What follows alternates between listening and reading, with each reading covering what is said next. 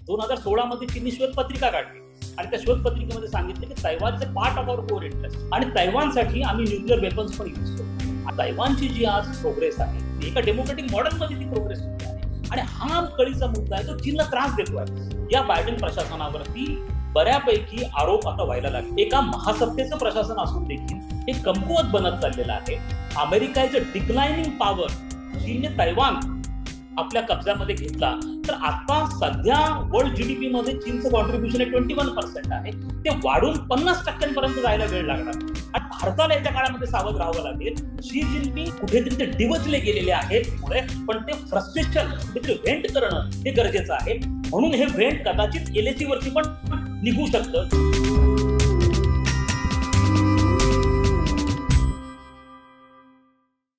मी doctor Shailendra Devalankar आणि पुन्हा एका नवीन अत्यंत महत्वाच्या अशा आंतरराष्ट्रीय घडामोडीच्या संदर्भामध्ये चर्चा करण्यासाठी मी इथं आलेलो आहे. आजचा विषयही तेवढाच महत्वाचा आहे, अत्यंत संवेदनशील आहे, अत्यंत स्फोटक अशा स्वरूपाचा आहे आणि आपण इलेक्ट्रॉनिक मीडियामधनं, प्रिंट मीडियामधनं सातत्याने या संदर्भातल्या बातम्या आणि खूप मोठ्या प्रमाणावरचं कव्हरेज हे आपण ऐकत असाल, त्याचप्रमाणे आपण वाचत पण असाल. तो विषय आहे की तैवानचा आणि चीन आणि तैवानचा, आणि ज्या पद्धतीने भारतीय प्रसार माध्यमांनी विशेष करून इलेक्ट्रॉनिक चॅनल्स मधनं त्यांना एक रूप दिलं गेलं की फार मोठं महायुद्ध घडणार आहे, खूप मोठा युद्ध होणार आहे, रशिया युक्रेन सारखाच एक प्रकार आता चीन आणि तैवानच्या बाबतीमध्ये घडणार आहे. तैवान हा नवा युक्रेन बनणार आहे आणि एक महायुद्धाची मोठी नांदी ज्याला आपण म्हणतो किंवा खूप शक्यता आहे. आणि काल तर असं झालं की चीनने काही क्षेपणास्त्र हे जपानच्या दिशेने त्यांचे क्षेपणास्त्र फायर झालेले होते. त्यामुळे आता जपान याच्यामध्ये ओढला जाईल किंवा तैवानच्या समुद्र किनाऱ्यावरती ते त्यांनी फायर केले. त्यामुळे एक मोठं अणुयुद्ध भडकू शकतं. अमेरिकेने देखील आपले जहाज तैनात केलेले आहे. अशा अनेक प्रकारच्या बातम्या येत आहेत. तर नेमकं अनेक प्रश्न हे सर्वसामान्य लोकांच्या मनामध्ये निर्माण होत आहेत की खरंच तर एकूणच भारत आणि संपूर्ण जग देखील, एक तर कोरोनाचं पहिलं संकट आलं, त्या कोरोनाच्या संकटाचा कमालीचा नकारात्मक परिणाम या सर्व देशांच्या अर्थव्यवस्थांवरती झाला. त्यानंतर रशिया युक्रेन युद्ध सुरू झालं, त्याच्यामुळे ज्या पद्धतीची महागाई, तेलाच्या आंतरराष्ट्रीय बाजारपेठांमध्ये किमती प्रचंड वाढल्या जाणं, अनेक देशांमध्ये फॉरेक्सचे म्हणजे फॉरेन एक्सचेंजचे इश्यूज निर्माण झाले. आपण श्रीलंकेमध्ये बघतो आहोत की श्रीलंकेमध्ये कशा प्रकारची म्हणजे आर्थिक कारणांमुळे राजकीय अस्थिरता निर्माण झाली आणि अनेक देशांमध्ये म्हणजे विश्व बँकेने तर असं सांगितलं की जवळपास 75 देशांमध्ये श्रीलंकेसारखी परिस्थिती निर्माण होण्याची शक्यता आहे. आणि असं असताना पुन्हा एक नवीन युद्ध, या दृष्टिकोनातनं जवळ बऱ्यापैकी एक भीतीचं वातावरण, असुरक्षिततेचं वातावरण होतं. परंतु नेमकं हे तथ्य काय आहे, म्हणजे हा चीन आणि तैवान मधला हा नेमका मुख्य संघर्ष काय आहे, याच्यात अमेरिकेची इन्व्हॉल्वमेंट का बरं आहे, हा खरंच हा रशिया युक्रेन युद्धासारखा प्रकार आहे का, नेमकं बीजिंग अशा पद्धतीने का रिॲक्ट करतोय, अमेरिकेची इन्व्हॉल्वमेंट काय आहे, याच्यात इतर सगळ्या पॉवर्स कशा इन्व्हॉल्व्ह होतील, याचा भारतावरती काय परिणाम होईल, अशा सगळ्याच गोष्टींचं या बाबतीमधनं उहापोह करणं हे अत्यंत गरजेचं आहे असं मला वाटतं. त्यामुळे आपण अत्यंत सोप्या भाषेमध्ये आणि सर्वसामान्यांना ही गोष्ट समजेल अशा दृष्टिकोनातून याला समजून सांगण्याचा प्रयत्न करू. आपण त्याला क्वेश्चन आन्सरच्या फॉर्मॅटमध्येच मी माझं प्रेझेंटेशन ठेवण्याचा प्रयत्न करेन. प्रथम तर हा नेमका प्रश्न काय आहे चीन आणि तैवान मधला, हे प्रथम आपण समजून घेणं गरजेचं आहे. तर चीन आणि तैवान मधला हा जो प्रश्न आहे हा प्रामुख्याने जर आपण त्याचा कळीचा मुद्दा जर पाहिला तर तो कळीचा मुद्दा असा आहे की खरं चायना कोण आहे, मुख्य चीन कोण आहे. म्हणजे आता सध्या तुम्हाला दोन प्रकारचे चीन आहेत.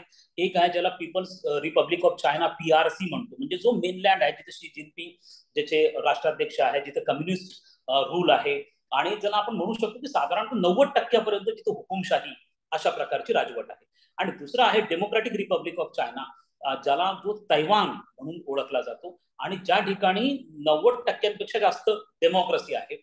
आणि हा एक चीन म्हणजे ज्याला हा एक खरं तर याचा आत्ताचं स्टेटस जे आहे हा एक इंडिपेंडंट अशा स्वरूपाचं एक आयलंड म्हणजे एक बेट आहे, परंतु जे भरपूर मोठं जवळपास 180 किलोमीटर ज्याची लांबी आहे, जवळपास 130 किलोमीटरच्या आसपास याची रुंदी आहे, ज्याच्यामध्ये अनेक छोटे छोटे असे बेट आहेत आणि हे पूर्णपणे डेमोक्रॅटिक अशा प्रकारचं हे गव्हर्नमेंट आहे. आणि यांच्या दोघांमधला जो संघर्ष आहे हा संघर्ष खूप जुना आहे. म्हणजे हा कम्युनिस्ट चायना निर्माण होण्यापूर्वीपासूनचा हा संघर्ष आहे. आणि जेव्हा कम्युनिस्ट चायना 1949 ला निर्माण झाला त्यावेळेला जो संघर्ष माओ सेतुंग ज्यांनी कम्युनिस्ट चायनाची निर्मिती केली होती आणि शेंग कयाय शेख ज्यांच्यामधला एक संघर्ष होता, आणि मग नंतर 1949ला शेंग कयाय शेख हे तैपईला तैवानमध्ये पळून गेले. आणि त्यानंतर मात्र हा क्लेम जो होता की दोघांनी क्लेम करायला सुरुवात केली की आम्ही खरे चायना आहोत. त्यामुळे मूळ आजचा जो कळीचा मुद्दा आहे तो आहे की खरा चायना कोण आहे, इथपासून याची सुरुवात होती. आणि 1900 जर आपण बघितलं तर याला वेस्टर्न कंट्रीज ज्या आहेत, विशेष करून अमेरिका आहे, यांनी देखील या संपूर्ण संघर्षाला खूप मोठ्या प्रमाणावरती खत पाणी घातलं आहे असं आपल्याला म्हणावं लागेल. विशेष म्हणजे 1949 पासून तर जवळपास 1979 पर्यंत, 1979 पर्यंत वेस्टर्न कंट्रीज, इव्हन अमेरिका देखील तैवानलाच मुख्य चायना हे मानत होते. आणि त्याच्यामधनं हाच तैवान जो आहे हा पहिले युनायटेड नेशनचा सदस्य बनला, आणि तोच तैवान युनायटेड नेशनच्या सिक्युरिटी काउन्सिलचा पण सदस्य बनला. आणि तैवानचे हे सदस्यत्व 1971 पर्यंत हे चालू होतं. आणि त्यानंतर अमेरिका आणि चीनमध्ये जो तणाव शिथिलनाचा प्रकार झाला, ज्याला देतांत असं म्हणतात, दोन्ही देशांमधला कमालीचा तणाव होता, तो निवळण्याची सुरुवात ही नंतर हेनरी किसिंजरच्या काळामध्ये, निक्सनच्या काळामध्ये झाली. आणि नंतर कार्टरच्या काळामध्ये 1979ला, 1979 हा मुद्दा हे वर्ष यासाठी मानतोय की 1979 हे अमेरिका आणि तैवान यांच्या संबंधांमधलं अत्यंत महत्वाचं वर्ष आहे.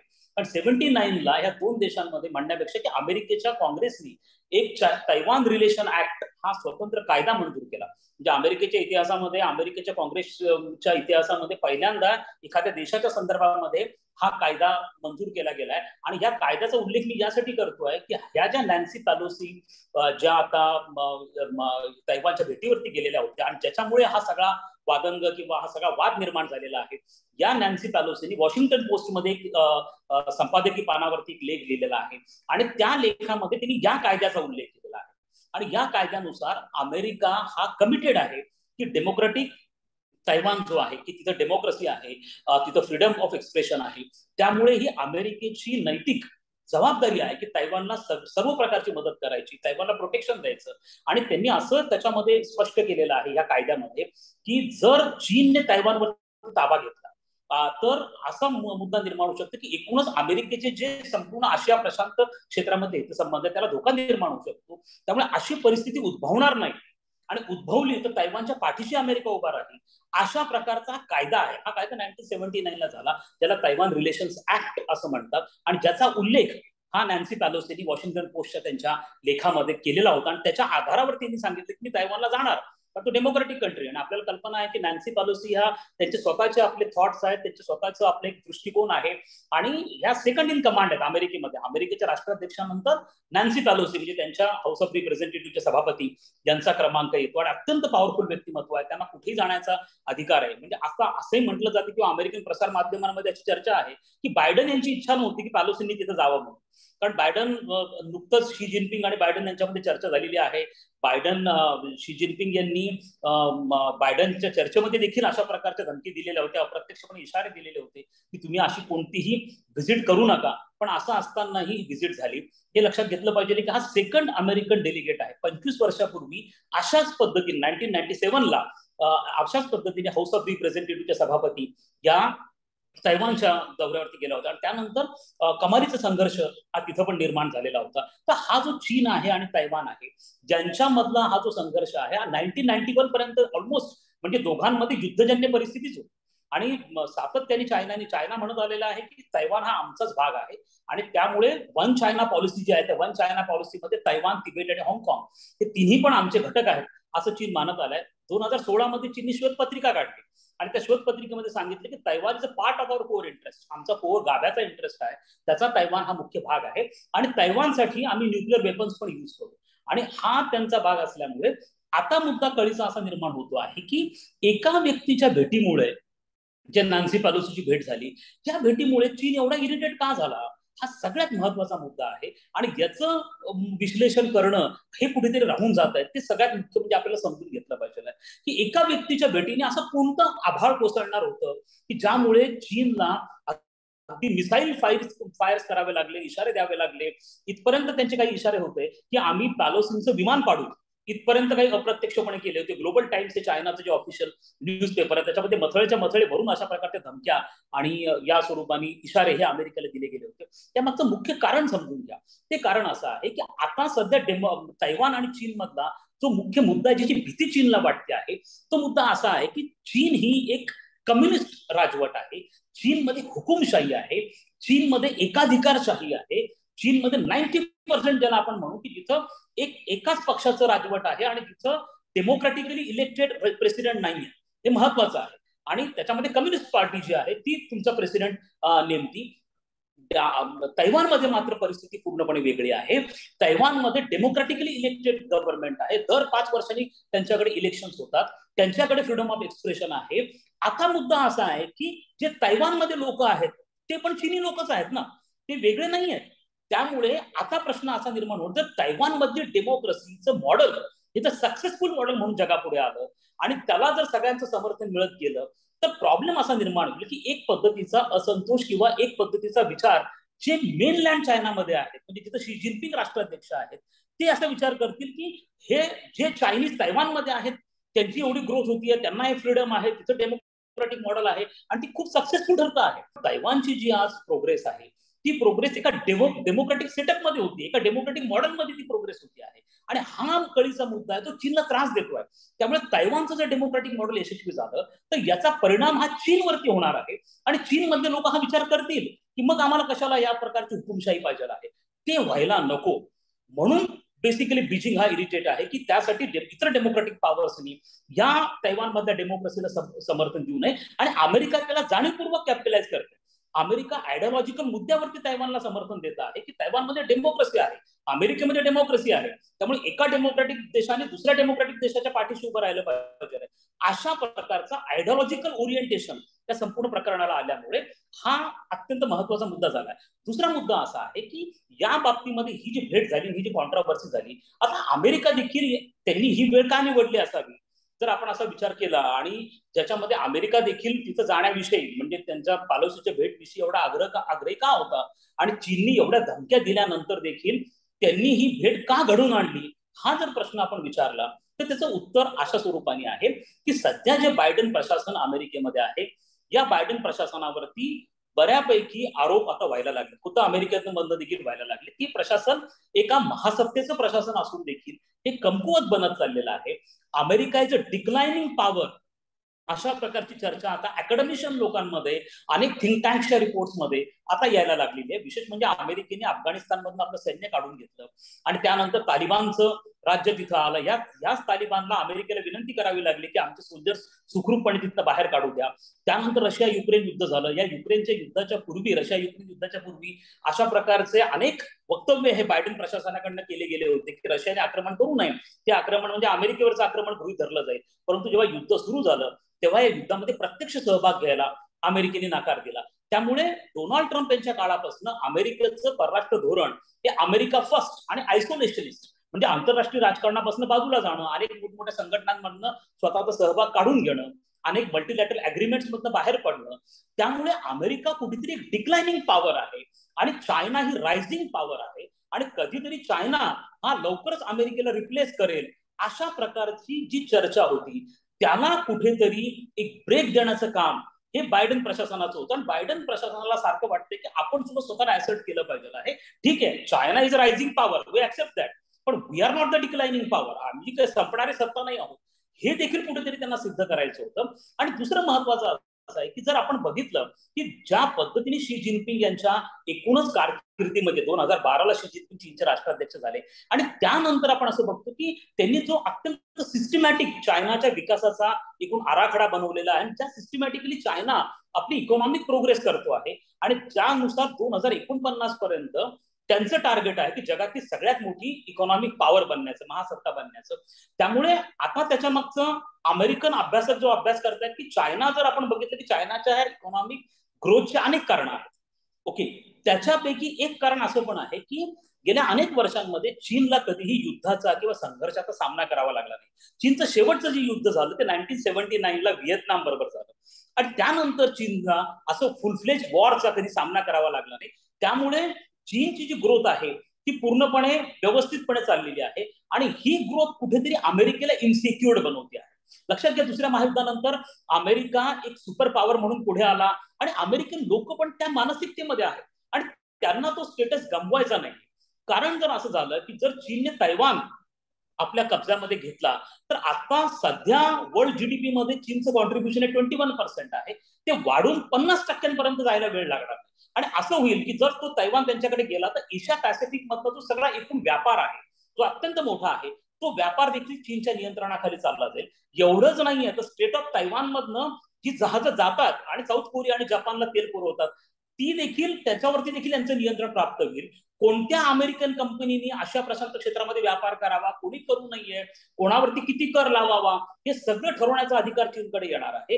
एवढंच नाहीये तर आज ज्या पद्धतीने BRI प्रोजेक्टच्या अंदर चीनकडनं मोठ्या प्रमाणात कर्ज दिले जात आहेत, विकास प्रकल्प राबवले जात आहेत, त्यामुळे ती वेळ दूर नाहीये की ज्या वेळेला अमेरिकेचा प्रभाव केवळ युरोपवर असेल आणि आशिया, आफ्रिका, लॅटिन अमेरिका हे सगळे चीनच्या बरोबर असतील आणि ही परिस्थिती अमेरिकेला नकोय. त्यामुळे अमेरिकेला कुठेतरी चीनला एखाद्या संघर्षामध्ये गुंतवायचं आहे. जेव्हा चीन अशा संघर्षामध्ये गुंतेल तेव्हा चीन आपल्या ह्या ग्रोथ ट्रॅजेक्टरीवरनं डेव्हिएट होईल, तो विचलित होईल आणि ते विचलित होण्यासाठी त्याला कुठे ना कुठेतरी डिवचणं गरजेचं आहे आणि त्यासाठी तैवान हे अत्यंत उत्तम अशा प्रकारचं बार्गेन कार्ड आहे आणि हे बार्गेन कार्ड प्रत्येक वेळेला अमेरिका खेळत आलेलं आहे.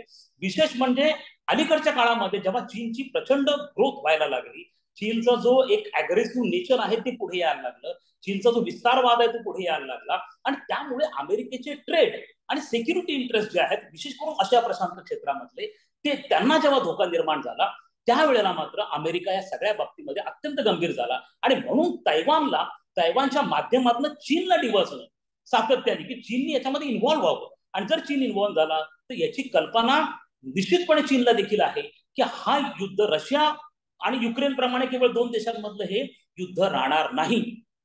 तर या युद्धामध्ये अमेरिकेने तर कायदाच केलेला आहे आणि जपाननी अलीकडच्या काळामध्ये म्हणजे 2021 नंतर आपण बघितलं गेल्या 1 वर्षामध्ये जपानकडनं अनेकदा असे उघड वक्तव्य दिले गेलेले आहेत ऑफिशियली की जर तसं काही घडलं, चीनने तैवानवर केलं तर we will stand by Taiwan, आम्ही तैवानला पूर्णपणे समर्थन देऊ. त्यामुळे आता परिस्थिती जी आहे ती अशी आहे की जर तैवान हा निश्चितपणे एकटा नसेल, तैवानच्या बरोबरचे अमेरिका असेल, तैवान बरोबर जपान असेल, कदाचित त्यांच्यानंतर ऑस्ट्रेलिया पण त्याच्यामध्ये येऊ शकतो आणि इतरही अनेक जे साऊथ याच्यामधले किंवा एशिया पॅसिफिक मधले नेशन्स आहेत ते देखील त्यांच्या मदतीला, नॅटो मदतीला येऊ शकतं. परंतु ह्या सगळ्या संघर्षात चीन एकटा पडेल आणि चीनला हे परवडणारं नाहीये. त्यामुळे शी जिनपिंग हे लक्षात घे, हे फक्त धमक्या देतात. मी सातत्याने ही गोष्ट मांडत आलोय माझ्या प्रेझेंटेशन मधनं की याच्यातनं मोठं युद्ध होईल, अजिबात युद्ध घडणार. परंतु कारण याची कल्पना आहे की याचं जे ज्याला आपण कॉस्ट ऑफ रिटॅलिएशन म्हणतो याची चीनला पूर्णपणे कल्पना आहे आणि त्यासाठी पण असं असताना देखील चीन ह्या धमक्या का देतोय, क्षेपणास्त्र परीक्षण का करतोय, तर जसं मी तुम्हाला यापूर्वी सांगितले की त्याचं एक आयडिओलॉजिकल कारण आहे, तसंच त्याचं आणखीन एक ज्याला आपण म्हणतो की कंटेम्पररी तात्कालिक देखील कारण आहे आणि ते कारण असं की ऑक्टोबर महिन्यामध्ये चीनमध्ये कम्युनिस्ट पक्षाची काँग्रेस आहे आणि ते अत्यंत महत्वाचं अधिवेशन होत आहे आणि या अधिवेशन मध्ये शी जिनपिंग यांनी दोनदा कार्यकाल, अध्यक्षपदाचा कार्यकाल टर्म पूर्ण केली आणि थर्ड टाइमला त्यांना एक्सटेन्शन देण्याची चर्चा त्यामध्ये होणार आहे आणि त्यावेळेला त्यांना लाईफ लॉंग एक्सटेन्शन मिळण्याची पण शक्यता आहे. त्यामुळे शी जिनपिंग यांना पण दाखवायचंय की ते व्हेरी स्ट्रॉंग आणि चायनाचे इंटरेस्ट प्रोटेक्ट करणारे ते आहेत. त्यामुळे त्यांना कुठेतरी त्यांच्या डोमेस्टिक क्राऊडला, ऑडियन्सला पण त्यांना सांगायचंय की आम्ही किती स्ट्रॉंग आहोत आणि हे दाखवण्यासाठी चीन या प्रकारच्या धमक्या देत आहे. त्यांनी क्षेपणास्त्र केलं, मिलिटरी एक्सरसाइज केली आणि जेव्हा पॅलोसी येणार आहे त्यावेळेला प्रचंड गाजावाजा केला. अनेक आपल्या न्यूज चॅनल्स मध्ये बातम्या होती का काही युद्ध होणार आणि चायना तैवानवरती अटॅक करणार. हे कधीही घडणार नव्हतं कारण चीनला अमेरिकेचा प्लॅन माहिती आहे. चीनला हे माहिती आहे की अमेरिका त्यांना कोणत्या ना कोणत्या संघर्षात गुंतवण्याचा प्रयत्न करतोय. चीनचा प्लॅन अत्यंत क्रिस्टल क्लिअर आहे आणि ज्या पद्धतीची त्यांची ग्रोथ होती त्यांना त्याच्यातनं डेव्हिएट व्हायचं नाहीये आणि हे करत असताना त्यांना हे पण दाखवून द्यायचं आहे की वी आर व्हेरी स्ट्रॉंग आणि हे करण्यासाठी त्यांनी जाणीवपूर्वक हा सगळा देखावा केला असं आपल्याला म्हणावं लागेल. आता एक ते आणखीन करण्याचा प्रयत्न करतील की यांना कुठेतरी तुमच्या डोमेस्टिक जो सगळा तुमचं क्राऊड आहे ज्यांचं लक्ष विचलित देखील करावं लागतं.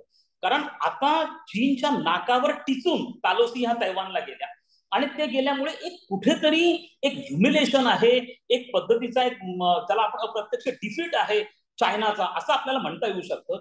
पण त्यामुळे चीनच्या लोकांना त्यांचं लक्ष विचलित व्हावं म्हणून त्यांनी आता हे मिसाईल फायर करणं या स्वरूपाने किंवा चायना खूप स्ट्रॉंग आहे असं करण्याचा प्रयत्न केला.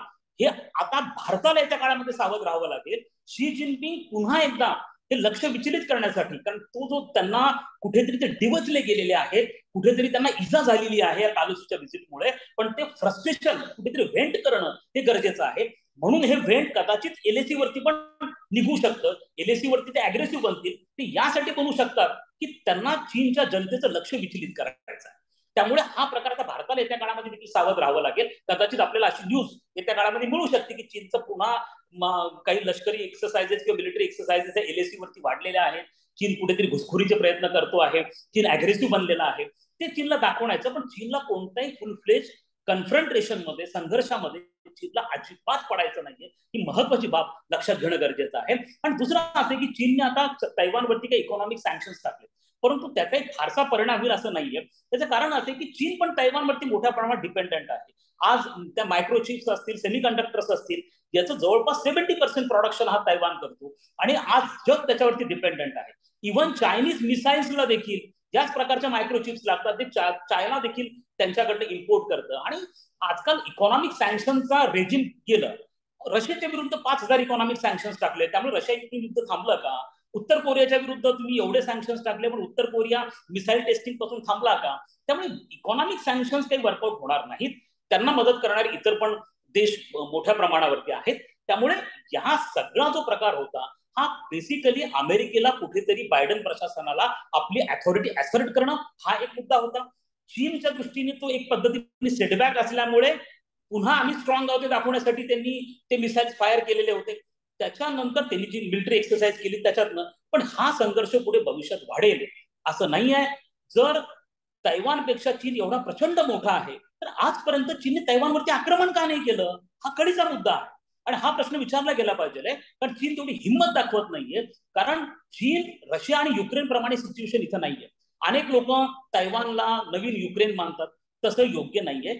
रशिया आणि युक्रेनचं युद्ध हे वेगळ्या सिनॅरिओ मधलं आहे. चायना आणि तैवानचा संघर्ष हा वेगळ्या पद्धतीने आहे. रशिया आणि युक्रेन हे फुल फ्लेज देश आहेत, त्यांना युनायटेड नेशन्सनी मान्यता दिलेली आहे. युक्रेनला पण देश म्हणून मान्यता दिलेली आहे. तैवानच्या बाबतीत तो प्रकार नाही आहे. तैवानला अजून युनायटेड नेशन्सची मान्यता नाहीये. 10 ते 12 देश आहेत जिने तैवानला ऑफिशियली रिकग्नाइज केलेला आहे, परंतु तैवानच्या बाबतीत तो मुद्दा नाही. दुसरा असा आहे की जरी तैवानपेक्षा जॉग्राफिकली चायना कितीतरी मोठा असला, चीनची आर्मी मोठी असली, तरी चीनला याची पूर्ण कल्पना आहे की तैवान हा मिलिटरीली प्रचंड स्ट्रॉंग आहे. आणि आज देखील तैवानकडे जे सरफेस टू सरफेस मिसाईल्स आहेत, बेसिकली अँटी नॅव्हल मिसाईल्स त्यांच्याकडे जे आहेत ते अत्यंत स्ट्रॉंग आहेत. आणि त्यामुळे ते विखुरलेलं आयलंड आहे आणि त्याचा प्रचंड म्हणजे जॉग्राफिकल रिजन सुद्धा खूप मोठा, ऑलमोस्ट 180 किलोमीटरचा हा सगळा परिसर आहे. त्यामुळे एक असं नाहीये की एका विशिष्ट ठिकाणी त्यांनी झडप टाकली आणि ते सगळं अक्वायर केलं, असं देखील चीनला ते शक्य नाही. त्यामुळे चीन फक्त धमकवण्याचा प्रयत्न करणार आहे. चीनला दाखवायचंय की तुम्ही तैवानकडे लक्ष देऊ नका. त्यामुळे हा संघर्ष पुढे देखील चालू राहील. हा प्रॉक्सी वॉरचं देखील रूप घेऊ शकतो. एक लिमिटेड मिलिटरी ऍक्शन ही चायनाकडनं एक्सपेक्टेड होती, तशी त्यांनी ती ऍक्शन केलेली आहे. परंतु याचं रूपांतर मोठ्या युद्धात होईल वगैरे असा प्रकार नाही. शेवटी आपण भारताकडे थोडंसं वळूयात. या संपूर्ण प्रकरणामध्ये भारताची भूमिका काय होती, भारताची भूमिका काय असावी, जर युद्ध झालं असतं भारतावरती काय परिणाम होतील, या बाबतीमधले इश्यूज आहेत. परंतु जर तैवान आणि भारत या दोघांच्या संबंधांचा आपण विचार केला तर आपण सांगतो की जवळपास आपण 1960च्या दशकापासून वन चायना पॉलिसीला भारताचं ऑफिशियल समर्थन आहे. आणि फक्त एकदाच त्याच्यामध्ये, ज्या ज्या वेळेला चीनचे पंतप्रधान किंवा राष्ट्राध्यक्ष भारताच्या भेटीवर आलेले आहेत आणि त्या भेटीनंतर जेव्हा जॉईंट कम्युनिके किंवा जॉईंट स्टेटमेंट हे इश्यू केलं जातं, त्या वेळेला त्याच्यामध्ये नमूद केलं जातं की भारताचा वन चायना पॉलिसीला समर्थन आहे. असा प्रकार फक्त एकदाच घडला होता की ज्या वेळेला ह्या स्टेटमेंट मधनं ते शब्द वगळण्यात आला होता 2010 मध्ये, जेव्हा वेन जिआबाओ हे चायनाचे प्राईम मिनिस्टर होते आणि जे भारताच्या भेटीवर आले होते, त्यावेळेला केवळ जॉईंट स्टेटमेंट मधनं वन चायना पॉलिसीचा उल्लेख टाळण्यात आला होता. त्यानंतर मात्र भारताकडे कधीही वन चायना पॉलिसीचा उल्लेख हा टाळण्यात आलेला नाहीये. त्यामुळे आपण तैवानला चीनचा भाग मानतो आणि आपलं धोरण असं आहे की चीनला दुखवायचं नाही, नॉट टू ऑफेंड चायना. आणि त्यामुळे आपण तैवानच्या बाबतीमध्ये देखील उघडपणे तैवान बरोबर राजनैतिक संबंध हे भारताने प्रस्थापित केलेले नाही आहेत. 1995 मध्ये आपण एक इंडिया तैपई असोसिएशन नावाची एक संघटना आहे जी तैपईमध्ये आहे आणि जी भारताची अधिकृत आपण ज्याला ऑफिस आहे तिथलं कार्यालय असं आपण म्हणू शकतो, आणि त्यावरती देखील भारताने डायरेक्टर लेवलचा एक अधिकारी नेमला, त्याचं डेसिग्नेशन डायरेक्टर आहे. तो देखील आपण अँबॅसिडर किंवा कॉन्सुलेट वगैरे असं म्हणत नाही त्याला, कारण आपली ती एम्बसी पण नाहीये. आणि तशाच पद्धतीने तैवानने देखील आपल्याकडे 1995ला एक अशा स्वरूपाने कल्चरल असोसिएशन काढलेली आहे. फक्त आता नुकतं काय झालं आहे की त्यामुळे भारत व्यापार करताना देखील अनेकदा या विषयी या अँबिग्युटीमध्ये भारत सातत्याने असतो, चीनला काय वाटेल, चीनला काय वाटेल. त्यामुळे भारताला बोल्ड, कम्प्रेहेन्सिव्ह आणि लॉंग स्टँडिंग अशा प्रकारचं धोरण हे तैवानच्या बाबतीमध्ये घेता येत नाहीये. खरं तर भारताने येत्या काळामध्ये तसं धोरण घ्यायला हरकत नाही, पण जेव्हा भारताचा गलवान नंतर चीन बरोबर संघर्ष तीव्र झाला तेव्हा भारताने थोडं थोडं ऍक्सेप्ट करायला सुरुवात केली. एक तर आपण सध्याच्या ज्या त्यांच्या राष्ट्राध्यक्ष आहेत त्यांच्या स्वेरिंग इन म्हणजे शपथविधीला 2 खासदार भारतात पाठवण्यात आले होते. त्याचप्रमाणे आता जी डायरेक्टरची पोस्ट, ज्याचा मी उल्लेख केला तैवान इंडिया असोसिएशनचा, त्या संस्थेवरती सध्या आपण मिनिस्टर ऑफ एक्सटर्नल अफेअर्स मधल्या जॉईंट सेक्रेटरी लेवलच्या एका अधिकाऱ्याची नुकतीच आपण नेमणूक केलेली आहे तिथं. त्यामुळे भारत स्वतःला ऍसेट करण्याचा प्रयत्न करतोय, पण एकूणच आपल्याला प्रचंड स्कोप आहे. आपल्याला जर आपली डिपेंडन्सी चायनावरची कमी करायची असेल तर आपल्याला Taiwan is a best source, एक चांगला अल्टरनेटिव्ह आपल्याला मिळू शकतो. आपण इतर चायनीज कंपन्यांना एंटरटेन करण्याऐवजी फॉक्सॉन सारखी आज तैवानची कंपनी, तिचं ह्यूज अनेक व्हेंचर्स तिच्या आहेत किंवा अनेक फील्डमध्ये ती आहे, तिच्याविषयी आपण म्हणजे तिचं मार्केट कशा पद्धतीने वाढेल या दृष्टिकोनातून विचार करू शकतो. आणि मला असं वाटतं की जर अमेरिका तैवानकडे एक बार्गेन कार्ड म्हणून बघू शकतं. आणि चीन जर तुम्हाला, म्हणजे मला कधी कधी ह्या पॉलिसीचं पण फार आश्चर्य वाटतं, वन चायना पॉलिसी, चीन हा तुमच्या जॉग्राफिकल इंटिग्रिटीसाठी, सॉव्हरेंटीसाठी कमिटेड नाही आहे. म्हणजे जेव्हा तुम्ही 2019 मध्ये जम्मू काश्मीरच्या पुनर्रचनेचा निर्णय घेतला आणि तुम्ही लडाखला युनियन टेरिटरी म्हणून घोषित केलं, तेव्हा त्याचा निषेध चायनाने केला. आणि आजही जेव्हा दलाई लामा जम्मू काश्मीरला व्हिजिट करतात तेव्हा दलाई लामा, तेव्हा चायना त्याच्यावरती रोष व्यक्त करतो, नाराजी व्यक्त करतो. आणि त्यामुळे चायना तुमच्या जॉग्राफिकल इंटिग्रिटीसाठी कमिटेड नाहीये, मात्र तुम्ही चायनाच्या जॉग्राफिकल इंटिग्रिटीसाठी कमिटेड आहात. तुम्ही चायनाला तैवान त्यांचा भाग मानतात, तिबेट त्यांचा भाग मानतात. हा प्रकार आता कुठेतरी भारताला देखील या बाबतीमध्ये थोडंसं असर्टिव्ह बनावं लागेल आणि आपला जो स्टँड आहे, आपली जी भूमिका आहे ती ठामपणे मांडावी लागेल. मला असं तैवान आपल्यासाठी गुड ऑप्शन असेल. एक तैवानसाठी बोल्ड काहीतरी डिसिजन भारताने घेतले पाहिजे आहेत.